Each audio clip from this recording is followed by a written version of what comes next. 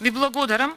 Значи целта денес ни е јасна дека пратеничката група на ВМРО ДПМН и коалицијата бара да се изнајде начин и решение како овие предлог мерки кои се предложени од владата да се надополнат и зголемат, се со цел да имаме еден поширок опфат на лица кои, нели, сето тоа би било имплементирано на оние вистински места.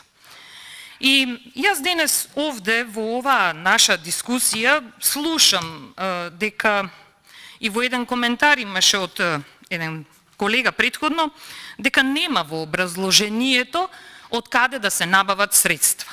Јас не се сложувам дека ние сите овде присутни сме на еден став дека не знаеме од каде да се набават средства. Еве, иако се држи до таа проблематика од каде да се набават средства, јас само ќе ве потсетам, колеги, ние имавме едно прераспределување на финансии пред еден краток период, каде голем процент на финансии беа земени од одредени ставки. Морам да забележам дека и од Министерството за образование и наука беа повлечени средства, за кои не се сложувам, бидејќи и таму од ставката за печатање на учебници се повлекуваа средства, замислете, од ученички стандард, се повлекуваа средства од ставката за студентски стандард, и денес ние повторно, иако знаеме дека е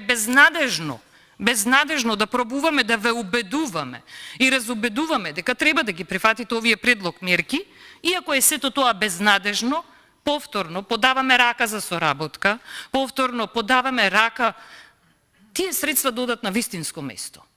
Но, пак ќе кажам, во прераспределбата на финансиите што ги имавме сега скоро, вие повлековте средства наменети за студентски стандард, ученички стандард, и истите, накратко само да брифирам, каде се дадени. Почитувани колеги, и тогаш ви напоменав дека не се сложувам средствата да бидат дадени во Уставниот суд за купување на опрема и машини. Зошто? На Татјана Васич треба да и се направи нова канцеларија, а на средношколците не треба да им се дадат финансии. Во службата за општи и заеднички работи, купување на опрема и машини, ставката се зголемува, а овде не убедувате дека категоријата на самохрани родители треба да се испочитува само за возраст на децата до 7 годишна возраст, нели? И тоа е во ред според вас? Според мене не е. Самохран родител и оној родител кој има дете од 8 години, 9, додека не стане полнолетно, да може само да се издржува. Зар така ќе бидеме себични? Хајде да продолжам, да не застанувам само на едно. Повторно, купување на мебел.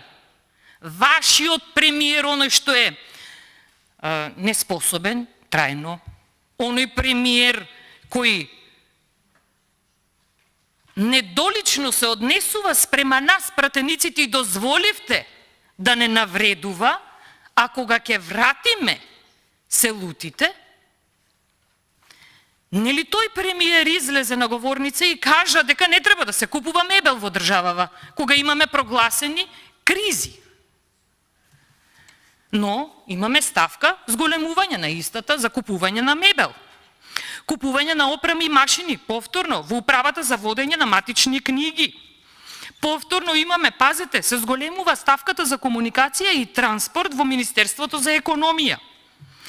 Во Дирекцијата за технолошки и индустријски развојни зони, во ставката разни трансфери. Тоа е ставка на која парите трагот тешко дека некој ќе им го најди.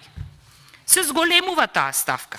Се зголемуваат ставките, замислете, во Министерството за животна средина, во 4 подпрограми повторно се вметнуваат ставки за купување на опрема и машини на крајот на годината. Но нема средства власта да издвои за стечајците, за активните баратели на работа. Не, селективноста е теа. Селективноста е до тој степен што вие сакате само да ги полните вашите джебови, тоест на одредена категорија на луѓе, во власта само што е, на Илинденска 2, ама за другите нема. Овде мене е интересна ставка ми излезе. Замислете, во Министерството за внатрешни работи има зголемување на една ставка материјали или ситен инвентар. Ова зашто е? Средства за купување на дополнителен број на пасоши, бидејќи ги раздадовте пасошиве сегде, па сега и дополнително да си купувате? Ама затоа за средношколците и за студентите нема пари. И се одбиваат овие амандмани кои најдобронамерно ви ги предложуваме. Знаете како? Да не читам уште многу ставки има каде се префрлаат средства од буџетот планиран за 2022 година, средства кои се планирани, се прераспределуваат на други ставки кои навистина на крајот на годината не треба да бидат приоритет. Во ова време на кризи треба приоритет да ни биде справување со истите.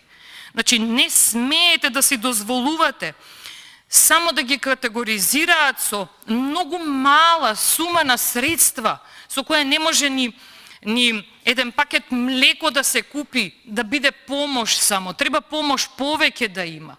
Инфлацијата е многу голема. Граѓаните, пензионерите, работениците, знаете ли колкав процент на граѓани земаат минимална плата? Куповната моќ на луѓето е многу мала. И треба да размислуваме во правец, наместо да се купуваат опреми и машини, наместо да се даваат средства за ситен инвентар, наместо да се даваат средства за мито и корупција и подкупување и не знам уште што не влегува во таа категорија разни трансфери, наменски треба финансиите да се стават на оние категории на кои што најмногу им требаат. Затоа, она што вие како образложение го давате дека нема средства, и те како средства има во буџетот. Само треба да се има желба да се изгради добра иднина на граѓаните. Надеж да се даде на граѓаните, а не да има желба наместо да се гради, да се кради. Тоа е тоа кое што е различно кај вас. Многу преовладува таа категорија, тој збор кради. Треба да го заборавите. Ви благодарам.